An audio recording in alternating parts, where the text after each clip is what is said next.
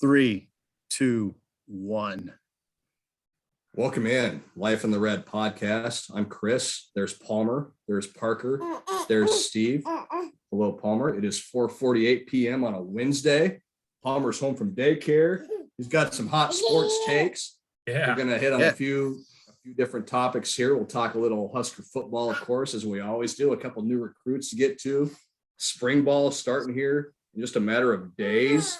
We'll also touch on men's basketball off their loss to Northwestern last night, Tuesday night, dropping Fred Hoiberg to 1-30 on the road in his tenure at Nebraska and giving the Huskers their third consecutive 20-loss season after having 0 such seasons in their history before Fred arrived. So a lot to get to.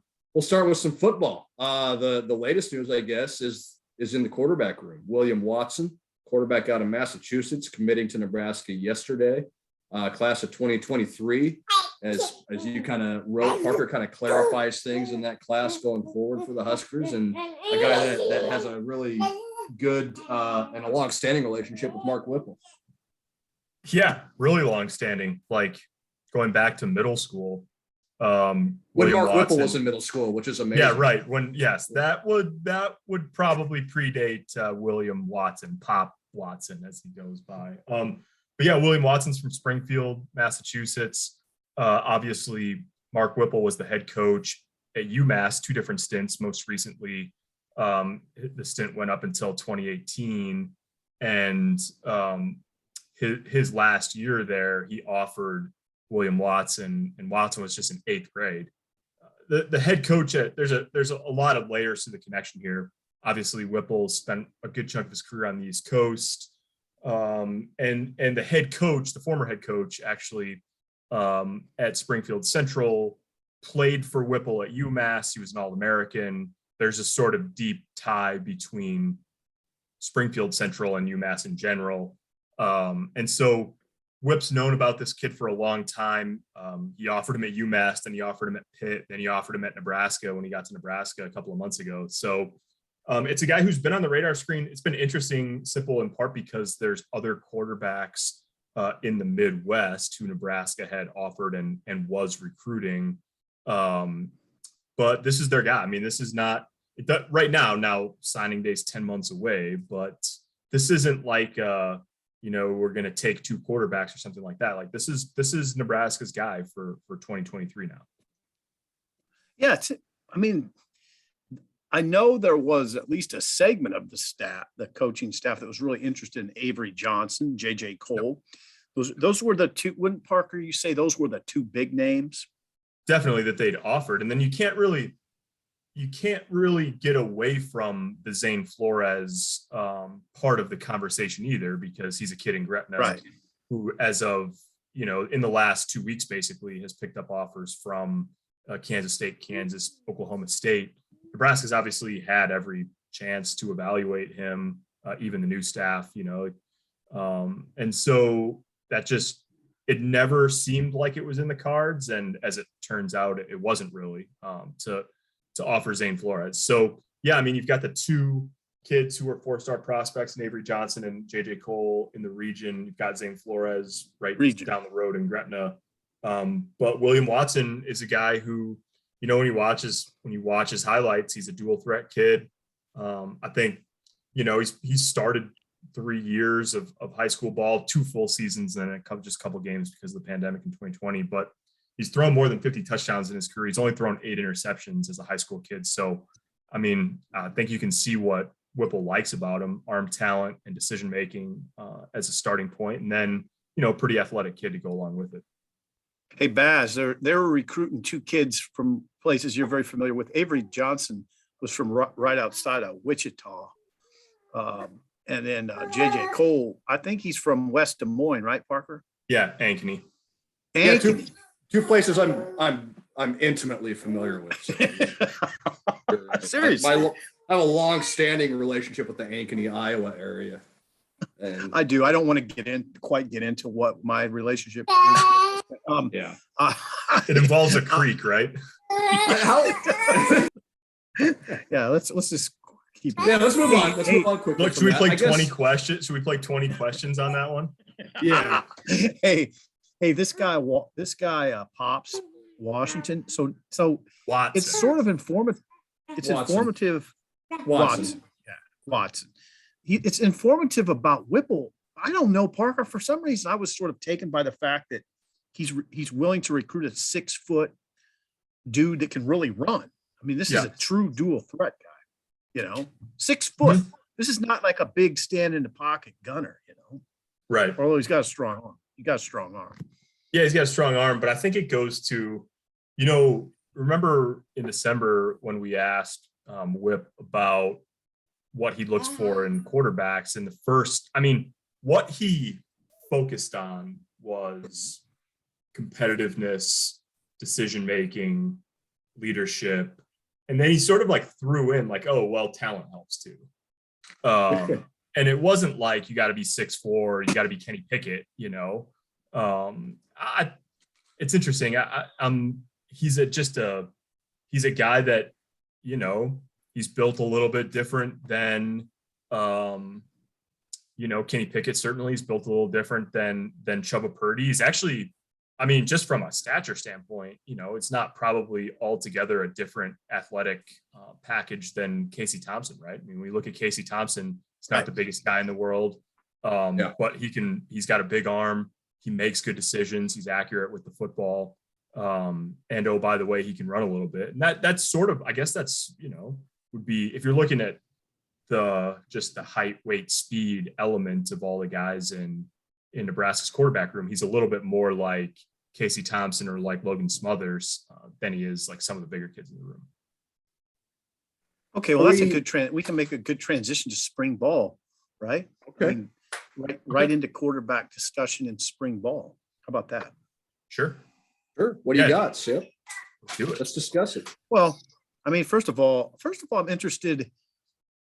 I don't want to open up a can of worms here, but I'm interested in how Casey Thompson, how well he's recovered from I guess it was a thumb injury, a hand injury that he had at Texas.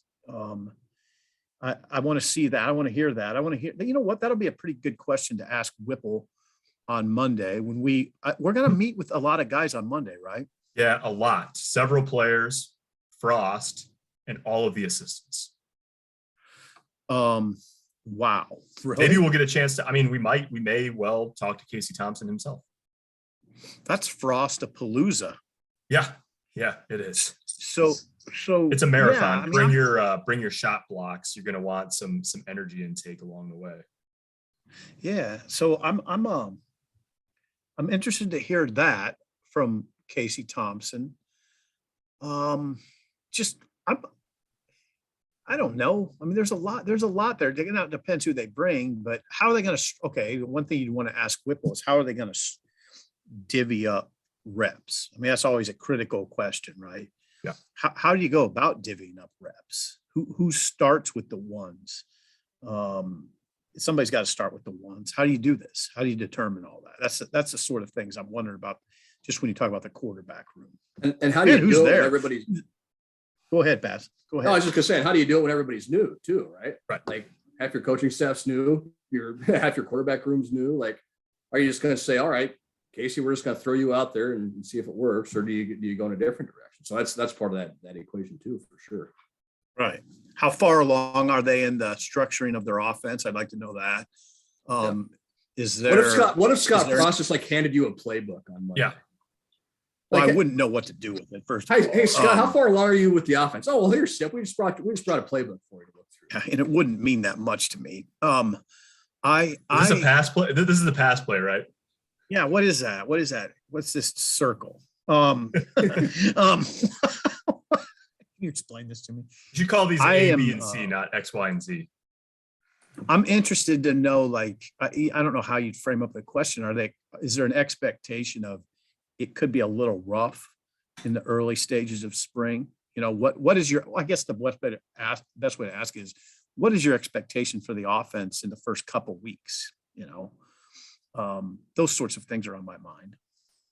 Yeah, it's interesting. In December, Whipple in his roundtable right after he got hired, he already had the spring ball schedule on his mind because he brought up the fact that he sort of liked the structure where it's 2 weeks and then spring break and then 3 weeks after spring break, because he said we can get a lot of work in for 2 weeks and then, it's spring break and I'll be able to really sort of figure out where we're at and then, sort of like shift gears as needed as spring ball, for the last 3 weeks. And so that's kind of like, there's no need for a charade if you know beyond a shadow of a doubt, like who the top 3 guys are or whatever.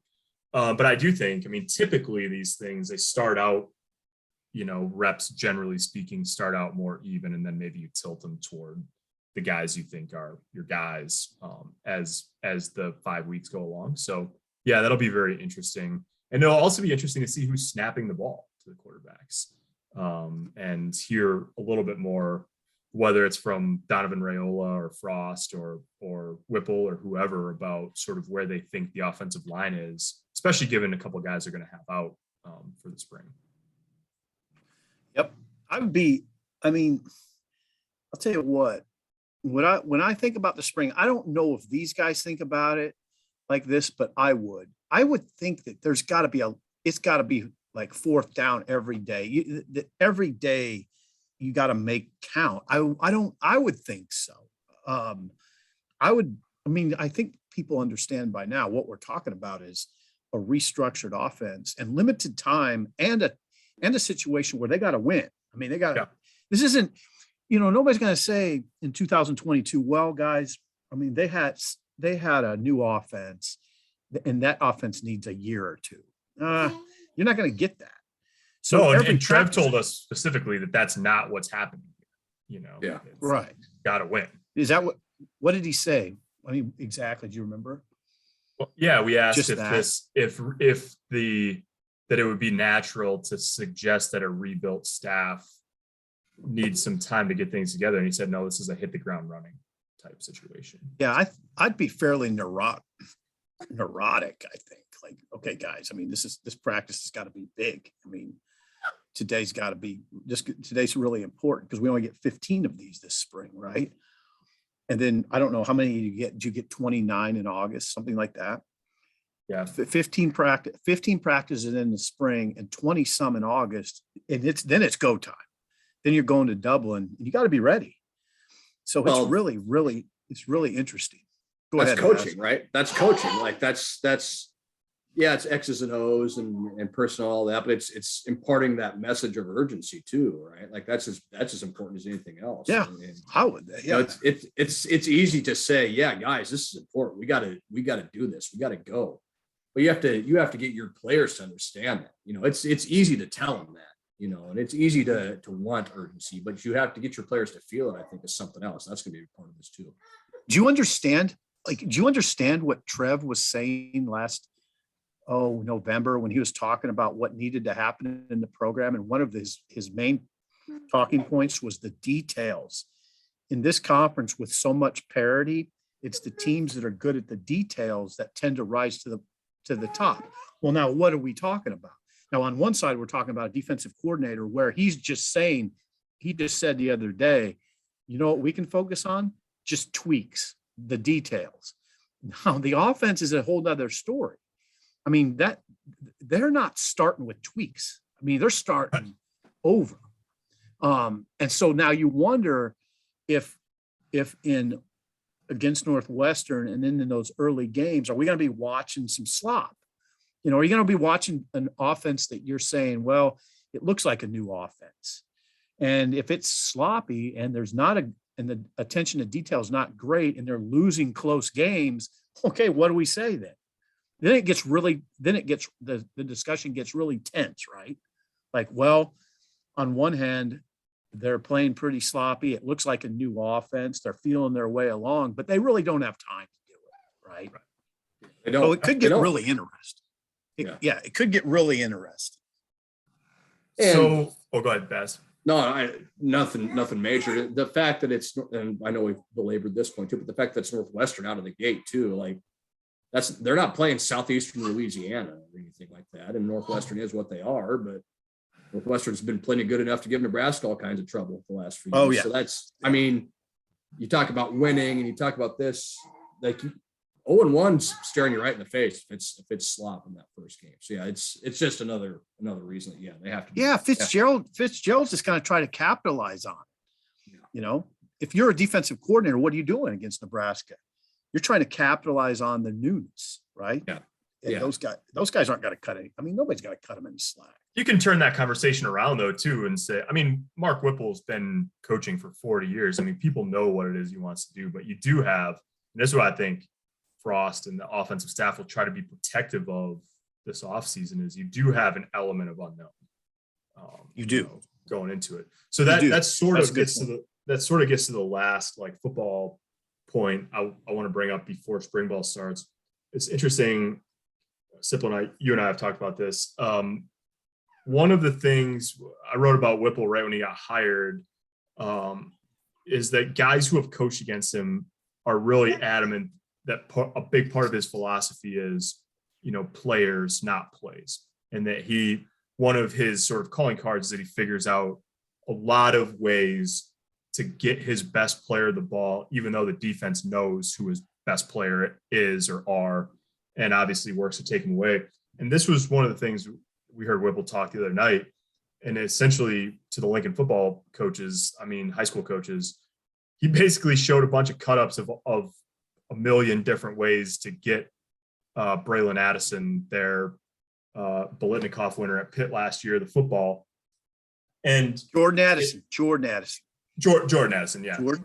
Yeah. So this brings to mind, Sipple, a question, and I think one of the bigger questions for the offense this spring is it's pretty simple. Who's that guy? Who's that guy for Nebraska that will emerge from spring as, let's use receiver as an example, as a guy that you're going to target 140 times in 12 games or whatever, that's going to has a chance to put up the gaudy sort of numbers that somebody always seems to put up in a Mark Whipple offense. I wonder if that would have been Austin Allen. I wonder if it could be I don't know. Trey Palmer comes to mind, even though I've never seen him. I know he had 30 catches last year in the SEC for LSU. You wonder if a guy like, if Omar Manning or Xavier Betts, they would really have to raise their game to be that sort of guy, right?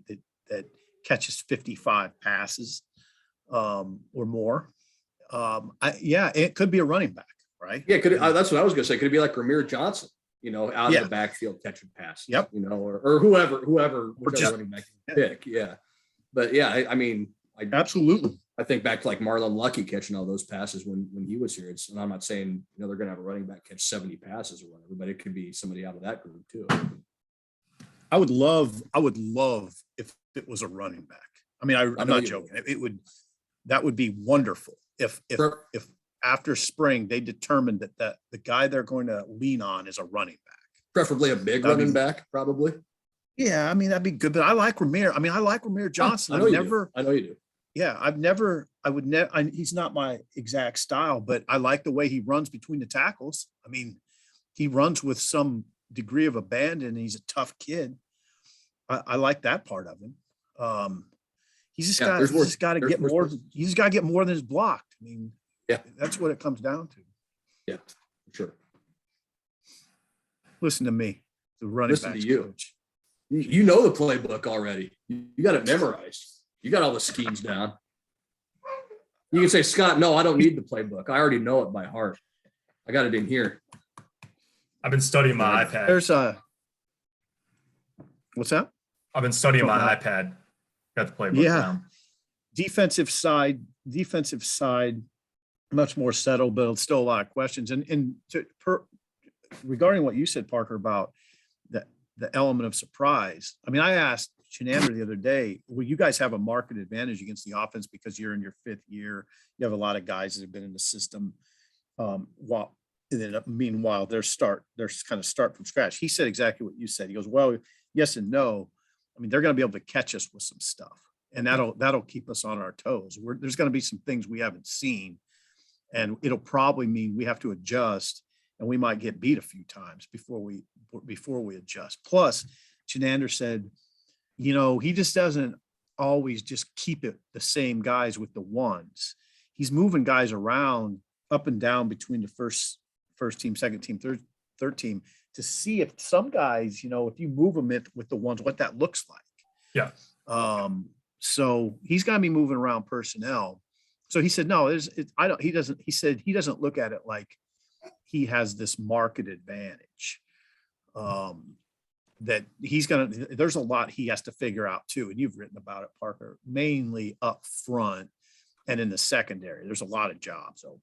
Yeah, it's one of the things that I chatted briefly with Shenander about this recently. The thing, I think there's a distinction to make on defense. They've got some new guys for sure, especially in the secondary, we'll see what Omar Brown's health status is this spring, but they've got some, Sean Singleton is going to be in the mix for a job. Tommy Hill is going to be in the mix for a job. They're still looking for help up front in the transfer portal for the spring and, the spring and summer. But the thing I find is interesting is more often than not on the defense, what you're talking about is maybe new starters or new contributors, but not new players in the system. A couple that are going to compete for jobs, but like Blaise Gunnerson and Jamari Butler, going into their third year in the program. Masai Newsom's going into his fourth year in the program. Nash is going into his third year in the program. So Javen Wright, third year. Glad you mentioned those guys. Yeah. So all of these guys, there's going to be a lot of faces that are new to fans, at least in terms of seeing guys on the field and competing for jobs. Like Noah Pola Gates going into his fourth year, I think, in the program. So all of these, you've got all these guys who their roles are changing and the expectations on them maybe are taking that next step. But a lot of guys who are going to get work with the ones for the first time or the most extensive work with ones they've got or whatever this spring, they're new to that situation, but they're in their second, third, fourth year in the program. And that's sort of like where you want to get to as a defense, right? Is when the next wave of guys, they're not fresh off the national signing day list. They've been in the program for a while and, they have that ability to just sort of step in and progress through their careers. Yeah, absolutely. I'm glad you mentioned a couple of those guys. Like one thing we talk about a lot, and Eric talked about it, pass rush, explosive plays, producing turnovers. A couple guys that could factor in that you mentioned, and there's a lot of momentum in the program from Jamari Butler and Blaise Gunnerson. I mean, those are two guys that could really help you in that regard. Right. That they like. I mean, Eric said, we look at it a little differently than the media does. There's a lot of questions, but there's a lot of guys you're not familiar with that we are familiar with. Right. Yeah, exactly. And they feel good. They feel good about guys like Jamari Butler and Blaise Gunnerson and Mosiah Newsom and Nash Hutmacher in the interior, and guys like Raquan Buckley and Marquise Black, Weaver, names that we haven't talked about a whole lot, but they're aware of them and they feel pretty good about it. Yeah, it's one of the things I wrote this today. Actually, it's sort of interesting this year on defense because people ask about hey, who's going to replace JoJo Doman? Well, yeah, the competition. It's not about replacing him as a player. It's about sort of replacing the production, because you're probably not going to have a guy that does exactly the same things that JoJo did, And so the example I used is Isaac Gifford and Blaise Gunnerson don't play exactly the same position, but they're sort of competing against each other, right? Because you're just you're sorting through all of these options that you have, and you want to see what the best groupings are. So they're not competing against each other in the sense of Blaise Gunnerson's not going to be out walked over number 2 on 3rd and long and playing in a lot of coverage situation. Right. But those guys are trying to show that they deserve to be on the field, just like Javen Wright is, and just like Noah Pola Gates and all these other guys. So it's sort of an interesting spring in that regard on defense. There's a lot of snaps there's a lot of snaps up for grabs on defense. Yeah, I mean, this is again, we've talked about this a little bit, but and I don't know, it's something I contemplated writing about. It'll be one of the most interesting springs that we don't see. I mean, I don't we always talk about how interesting it's going to be. And I think because of the nature of the beast, Scott has always been pretty, frugal in terms of how much the media sees. And I think that will only increase. His frugality will only increase because of the situation. He's not going to want us to see that offense. So it is. Frugal is a very it's gonna be- diplomatic word. he's. I know I repeat myself, but I think for not everybody listens to every podcast. You guys, hope not. no, not so much Parker, but Baz remembers, and I certainly remember, there have been coaches where we did see a lot of spring practice. We watched every Bill Callahan spring practice his first year. We saw a lot of Bo Pelini spring practice. We saw a lot of Mike Riley spring practice. We don't see Frost practice. So, it's everybody has their style. And I got to tell you, if I were a coach, the media wouldn't be anywhere near my practice. So I'm not being critical. I totally understand it. But it is kind of funny when we talk about how interesting it's going to be. In the back of my mind, I'm always like, yeah, it'll be great. We're not going to see any of it. Yeah. No, maybe 30 minutes of stretching at the beginning of a practice. Stretching, yeah. Frugal is a much more diplomatic word than paranoid. Yeah, I don't know if it's a matter of paranoia. I'm just stating a fact. Frugal is a more diplomatic word than paranoid. All right. Speaking of spring intrigue and frugality and paranoia, should we talk some men's basketball? Yeah, that's a good transition. Yeah. Nebraska lost again last night. Breaking news, 77-65 at Northwestern, trailed the whole way, never really in the game outside of the first few minutes of the second half or so. Now 7-20 on the season, 1-15 in the Big Ten. The third consecutive 20-loss season for the Huskers. Before Fred Hoiberg was hired, Nebraska had never had a 20-loss season. And we're not exactly talking about a program with a lot of history here to begin with. So it's bleak. It's bleak right now for Fred and the Big Red. And last home game was Friday against an Iowa team that just smacked you around a couple of weeks ago and beat Michigan State by 30 the other night, or beat them by 26. How about that? Last night? Yeah. Yeah. Iowa's playing as good as anybody in the league right now. They look great. They really are. They got a player of the year candidate in Keegan Murray. Yeah. How about that? Iowa and Rutgers, the way they've played recently. Yeah. It's, you have to be impressed with how those teams have basically, since they played that 48-46 game against each other, that was just like terrible to watch. They've both been really good since then. So yeah, it's just, we've kind of reached the point where we're on Fred Hoiberg watch. Let's be real about it. And, there's 4 games left plus a Big Ten tournament game. And then you're into the off season and Trev's got a decision to make. Trev Alberts, the Nebraska athletic director, has a decision to make about what he's going to do with this program. And look, it's been talked about plenty and written about plenty. We know Fred Hoiberg's buyout is large. We also know it's going to be large next year, and the year after that, and the year after that. So it's going to get smaller, but it's still going to be a big chunk of change. So, the kind of central question to all this becomes, we talk about frugality and these sorts of things is what kind of price is Nebraska willing to pay right now to either A, keep Fred Hoiberg as their coach, or B, move on and blow this thing up and start over again. That's kind of where it's at right now. And so it's no fun we're having the exact same conversation now we had when Tim Miles was fired in 2019. It's not any fun to talk about this stuff and kind of guess what happens or anything, but it is what it is. This is where it's at in Fred Hoiberg's third season. There's no hope. They're not getting any better. And they're not, Nebraska shouldn't be that much worse than Northwestern, that they get beat by Northwestern by double digits twice in a year. But that's where it's at right now. It's just you said something critical that it doesn't get, listen, what happens inevitably when you talk about this program right now, you stack up a lot of sort of negative things, but one that doesn't get talked about a lot, but is very valid. You just touched on this team hasn't gotten better. Yeah. It's sort of regressed. Yeah, it really has. So yeah, and that's a damning comment about the coaching. It really is.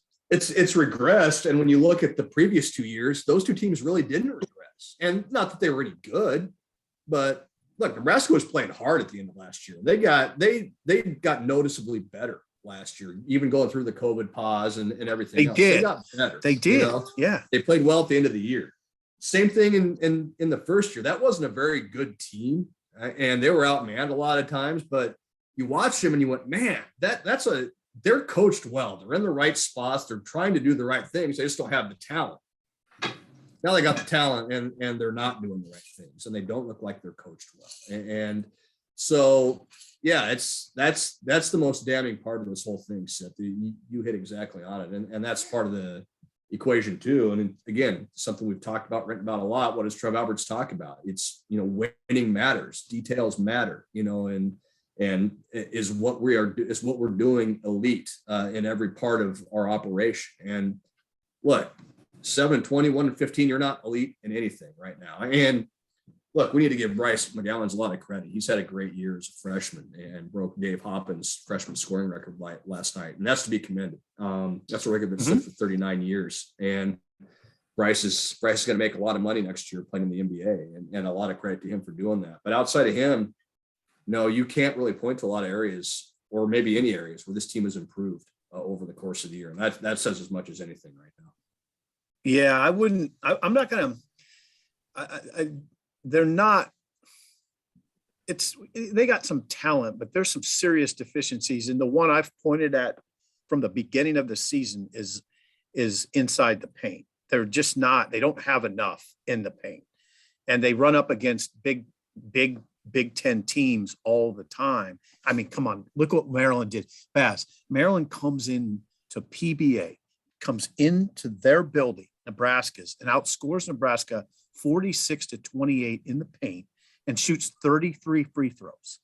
That's unforgivable in most realms. I mean, you allowed Maryland. Now, Maryland, they do got some bigs. They're not good. They're not great, but they got them. Yeah. And you can't, there's not many teams that you can point to in the Big Ten that don't, except Nebraska. I mean, Eduardo is he's a tough kid and he plays hard, but he's very limited offensively. And I do not consider Derek Walker a big. He's 6'8". He's a below the rim player. They ask him to be a big, and he's a tough kid and he plays hard too. But Fred made a conscious decision to enter this league without enough manpower up front. And that's, what that is? That's just, if I were the AD, I'd say, why did you think that would work? I mean, that's just a tactical error. It's a really, and they get hammered inside. I mean, sometimes they get hammered inside by pretty average big men. The real good big men really hammered inside. Really. Yeah. Well, I mean, think look at last night. Hunter Dickinson took over the second half in the Michigan game. I mean, so that's what I'm talking about. Look at Pete Nance last night. Like, Pete Nance is a great athlete, pretty good player, but he's not one of the top 5 big men in the Big Ten. No, he might be top half, maybe, and had his way last night. Pick and pop, pick and roll, whatever you want to call it. So it's just, and you talked about the bigs. A comment that struck me last night during the broadcast, Dave Refson mentioned that someone on Nebraska's staff told him that they were kind of taken by surprise that Delano Banton left. And I'm sitting there thinking, so you can't carry more than one point guard on your roster? That you were. It was very, And we spent a good chunk of last year talking about how, like, there was part of the season where they couldn't really have, like, Delano didn't really succeed in the point guard role. So then it was like, so then Trey was playing it and other guys were playing it. It's like, well, he's not really a point guard. We're asking him to play point guard. He's trying to learn it. And then it was like, well, our point guard left for the NBA. So, the guy that didn't. Their point guard left for the NBA is a rotation guy in the NBA now. Like, he's in the rotation for the Raptors. Right. Yeah. Now it was interesting. Okay, so I was interested that you picked up on that, Paz. I was wondering. A lot of people did. They heard that comment that Revson made, and it's one of those comments where I've said this to you guys. There's a lot that Fred says that doesn't pass the sniff test. And that's a good one. That's a real good example. You're like, wait a second. You're saying that you got caught off guard at point guard by Banton leaving? I don't remember Banton being a great point guard. I do remember him getting benched late last year. And I do remember him shooting 24% from the 3-point line on the season. Now he did have 105 assists last year and 67 turnovers, which isn't that's not a And he's a good player, no doubt. Like he's a good player. He's good. Yeah, he's good. But come on, Baz, hit on it. So you didn't have a plan B at all at point guard? That's the thing. I mean, That's the thing. Like we can argue yeah. the merits of Delano Banton playing point guard, but you had no plan. And look, Delano left late. He was a late invite to the combine, and he took advantage of his opportunity when he got there. And all credit in the world to him for doing that. He's gotten a lot better. But you're like, even if he didn't leave, like even if he came back, like what if he would have gotten hurt this year? Like you had no backup plan. Because if he would have come back, Alonzo Verge wouldn't be here.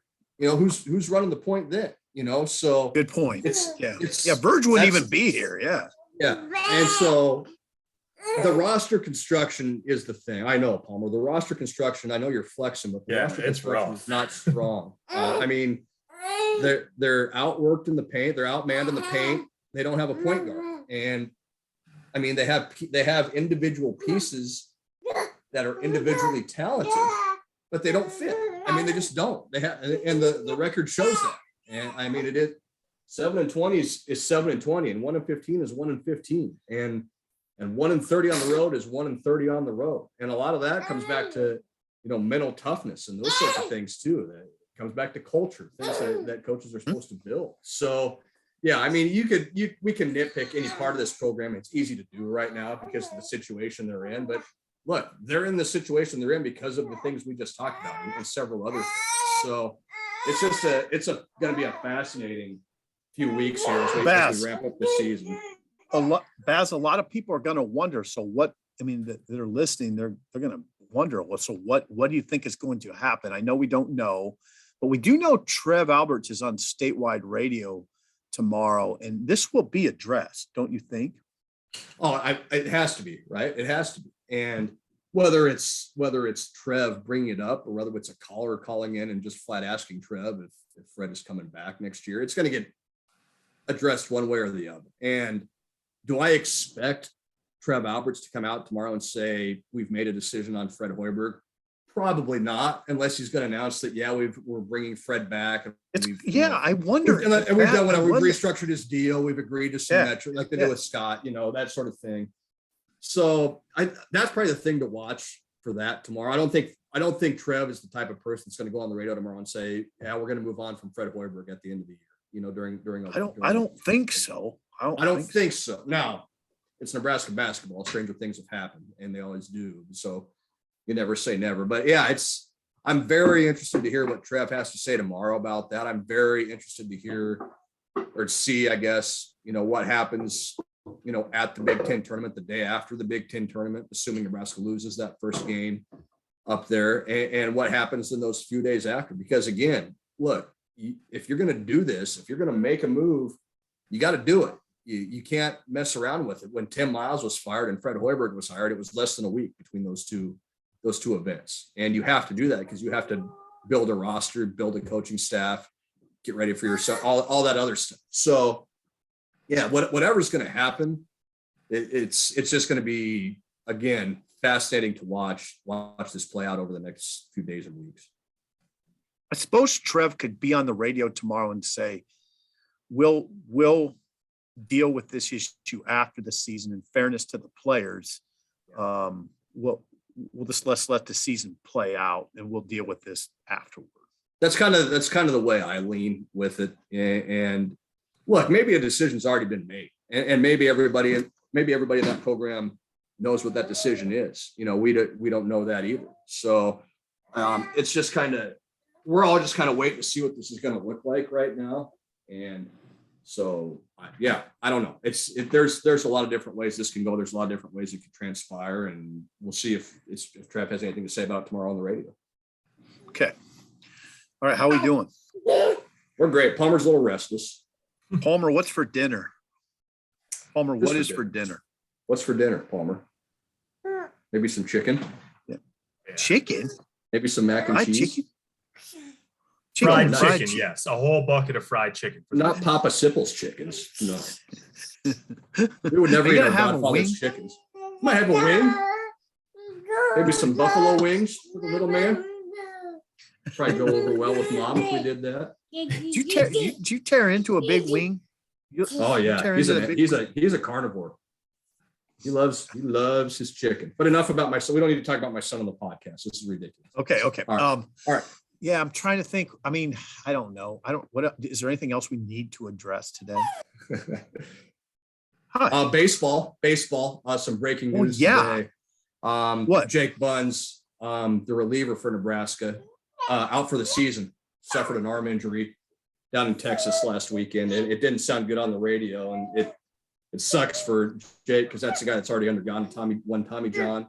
Will Bolt today didn't, specify what the injury was. It sounds like they're waiting for some final tests to figure it out, but it's a season, and you're talking about a senior, a guy that led a really good team in appearances last year as a starter and a reliever, and was a guy that was going to be a really key piece of that bullpen. So feel bad for Jake, and you hope he's able to recover from that. And it was also interesting to hear Will, we asked him, maybe what surprised him about last week, and the first thing out of his mouth was defense and how poorly they played defensively. And you could point to a lot of areas with what they did down there. Defense. So why do you say that? Just the number of errors, multiple errors in 3 of the 4 games, and a lot of them on routine plays. Just basic stuff. And it's surprising because they really thought that would be the strength of this team, to the point that they thought they might have an elite infield defensively. They still can. There's a lot of season left. They didn't play well. They put the starting pitchers didn't pitch well, and the defense didn't help them out. And that kind of is the crux of everything, right there on top of the offense that struggled. And yeah, you had the stat on Twitter. I saw the starting pitchers combined for 10 1/3 innings and gave up 17 runs. 10 1/3 innings, 17 runs, 14 of them earned, only struck out 8 guys over 4 games, or 10 guys over 4 games with 8 walks. So, I mean, just not what you would expect from that group that includes 2 veterans and Kyle Perry, Shea Shanneman. So, and Will Bolt said today, I expect those guys to have a bounce back week. And now they're playing TCU, who's pretty good, top 20 program down in Texas. So we'll see what that looks like. Hey, Baz, so is the rotation stay the same?